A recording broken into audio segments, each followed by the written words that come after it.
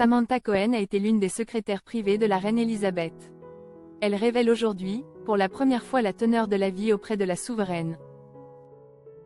Secrétaire privée adjointe auprès de la reine Elisabeth II, Samantha Cohen a passé 18 ans selon le célèbre dicton de la reine, « Never complain, never explain ».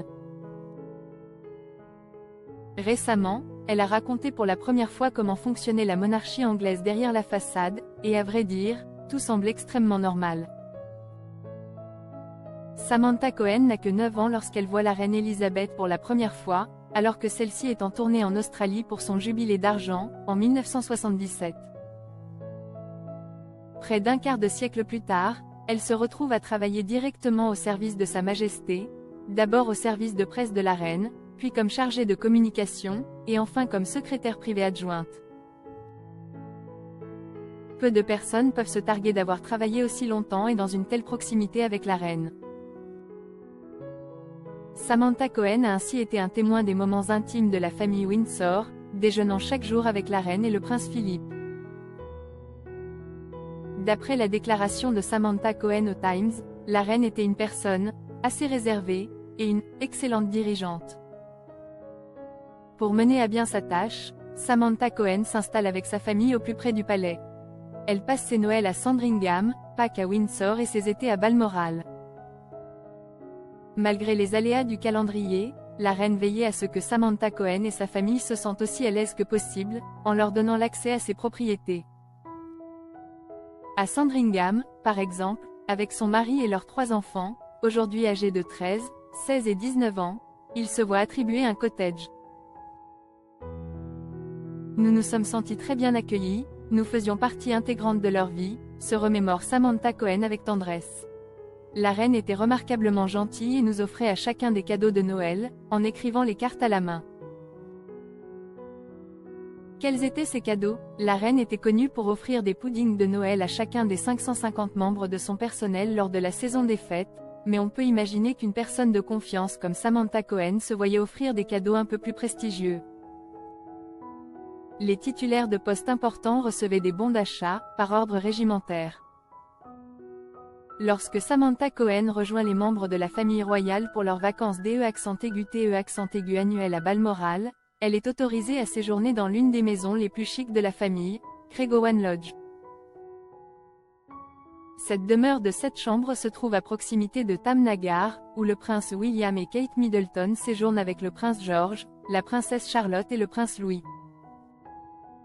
Elle est également entrée dans la chronique royale pour avoir servi de décor au premier shooting photo de Diana et Charles après l'annonce de leur fiançailles en 1981.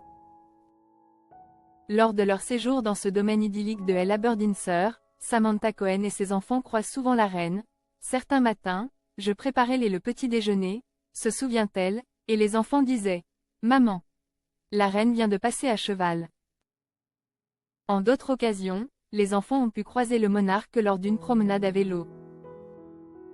Si l'on en croit les paroles de Samantha Cohen, il semble que Feu Sa Majesté aimait à faire visiter son domaine dans une de ses célèbres Range Rover.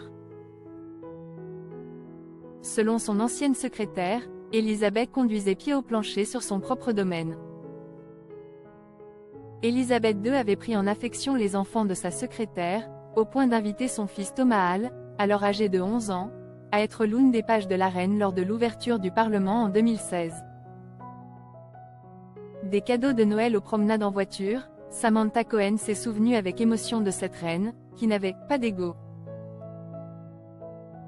Malgré les innombrables célébrités, dignitaires et chefs d'État qu'elle a reçus dans son palais, la reine était l'antithèse de la star, ajoutant que celle-ci n'était jamais imbue d'elle-même, ni vaniteuse. C'est d'ailleurs ce même côté terre-à-terre qui a attiré Elisabeth II en Australie, le pays d'origine de Samantha Cohen. Alors même que le sentiment républicain grandissait dans cette nation du Commonwealth, la reine restait très aimée des Australiens, qui ont voté de justesse pour le maintien de la monarchie lors d'un référendum en 1999. Aujourd'hui, tandis que le roi Charles et la reine Camilla s'apprêtent à suivre les traces de Feu Sa Majesté lors de leur propre tournée en Australie, où le sentiment anti-monarchique est à nouveau en hausse, il ne fait aucun doute qu'il espère un accueil tout aussi chaleureux. Après 18 ans de bons et loyaux services, la reine a continué à demander conseil à Samantha Cohen lors des moments difficiles pour la famille royale. À la demande de feu Sa Majesté, Samantha Cohen avait ainsi travaillé comme secrétaire privée auprès de Harry et Meghan après leur mariage.